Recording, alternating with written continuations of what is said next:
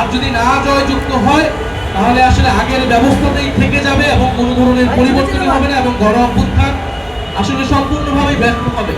দল মত নির্বিশেষে আমাদের প্রত্যেকের দায়িত্ব এই হ্যাঁ পক্ষে ভোট দেওয়া, কারণ হ্যাঁ পক্ষে ভোট দিলে সংস্কার প্রক্রিয়া আগাবে সারা ঢাকা শহর এবং ঢাকা শহরের বাইরেও বাংলাদেশের বিভিন্ন স্থানে।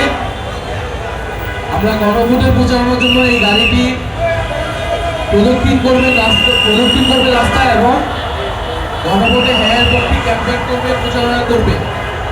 আমরা ইতিমধ্যে প্রত্যেকেই জেনেছি এবং জনগণের কাছে আমরা এই বার্তাটা নিয়ে যাচ্ছি যে এবারের নির্বাচনে কিন্তু প্রত্যেকটা নাগরিকের 2টি করে ভোট থাকবে।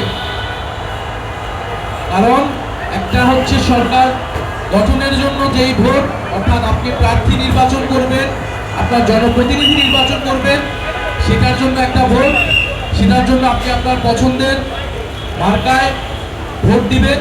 আরেকটি ভোট হচ্ছে গণভোট, যেখানে কিছু প্রশ্নের সাপেক্ষে আপনি হ্যাঁ অথবা নাতে ভোট দিবেন। গণ অভ্যুত্থানের পরে সময়টা জুড়ে আমরা যে ঐক্যমত কমিশনে ফ্যাসিবাদ বিরোধী রাজনৈতিক দলগুলো নানান আলোচনা, সমালোচনা, তর্ক বিতর্কের মাধ্যমে জুলাই সনদ প্রণয়ন করেছিলাম, সেই জুলাই সনদের উপরে এই গণভোট অনুষ্ঠিত হচ্ছে এবং এই গণভোটে আমরা জাতীয় নাগরিক পার্টি এনসিপি হ্যাঁ পক্ষে অবস্থান নিচ্ছি এবং জনগণকে আমরা হ্যাঁ পক্ষে আহ্বান জানাচ্ছি। আমরা বলছি যদি আমাদেরকে পছন্দ না হয়, যদি আমাদেরকে ভোট আপনারা নাও দেন, কিন্তু অ্যাটলিস্ট হ্যাঁ পক্ষে আপনারা ভোট দিবেন।